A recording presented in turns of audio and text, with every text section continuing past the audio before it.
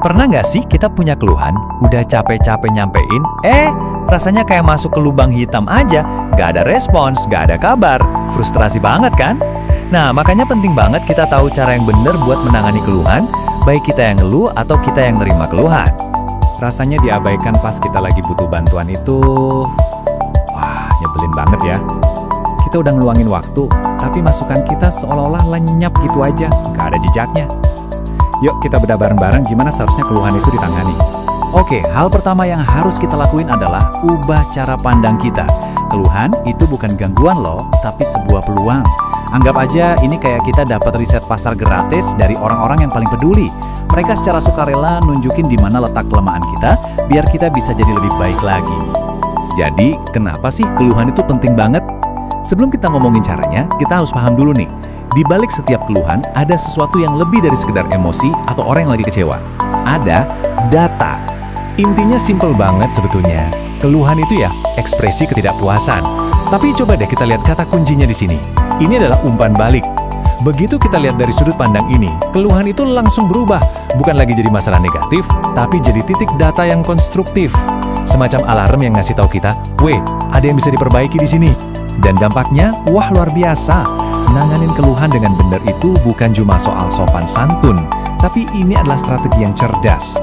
Kita bisa mencegah masalah sepele jadi bencana, ngebangun loyalitas, dan yang paling penting, kita lagi nabung kepercayaan.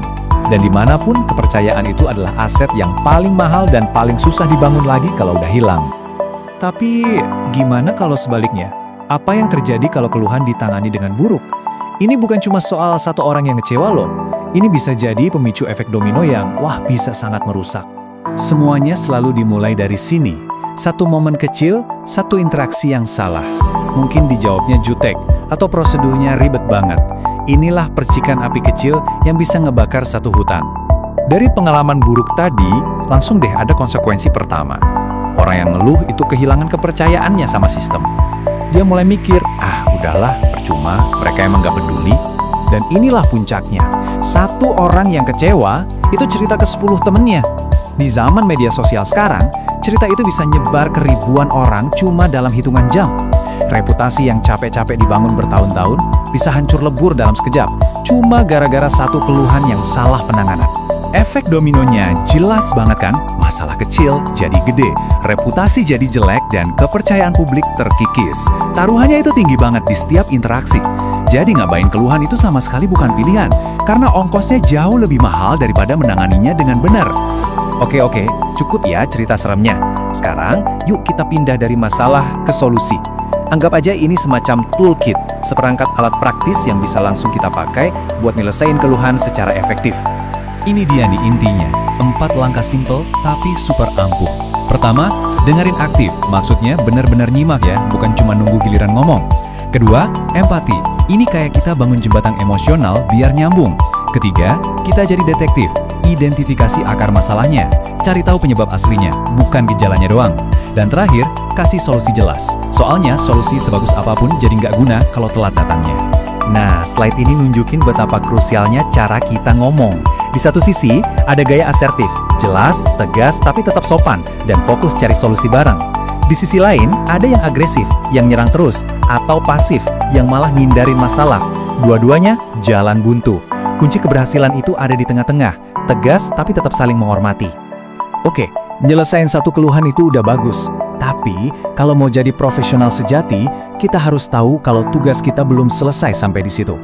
Keluhan itu harus jadi bagian dari sebuah proses perbaikan yang lebih besar lagi. Coba deh perhatiin alur ini. Kebanyakan orang atau organisasi itu berhentinya di langkah diselesaikan.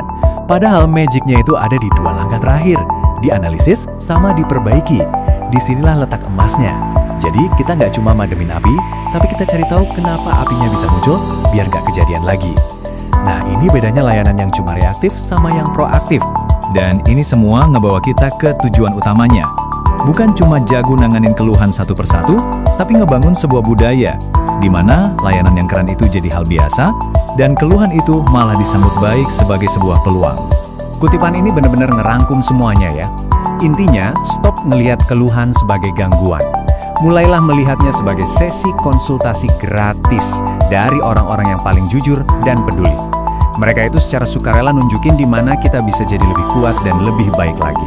Terus, gimana caranya ngebangun budaya kayak gini? Semuanya itu berdiri di atas pilar-pilar penting ini. Fondasinya komitmen dari para pemimpin. Terus, kita butuh staf yang terlatih, sistem yang gampang diakses, dan lingkungan yang proaktif. Dan atapnya adalah siklus perbaikan yang nggak pernah berhenti. Satu aja pilar ini goyang, wah, bisa runtuh semua bangunannya. Sebagai penutup, saya mau ninggalin Anda dengan satu pertanyaan buat direnungkan. Coba bayangin dampaknya. Gimana kalau setiap suara ketidakpuasan itu bukan lagi masalah, tapi justru jadi cetak biru, jadi peta jalan untuk masa depan yang lebih baik. Setiap masalah jadi bensin buat inovasi. Nah, itulah kekuatan sejati dari menangani keluhan dengan cara yang benar.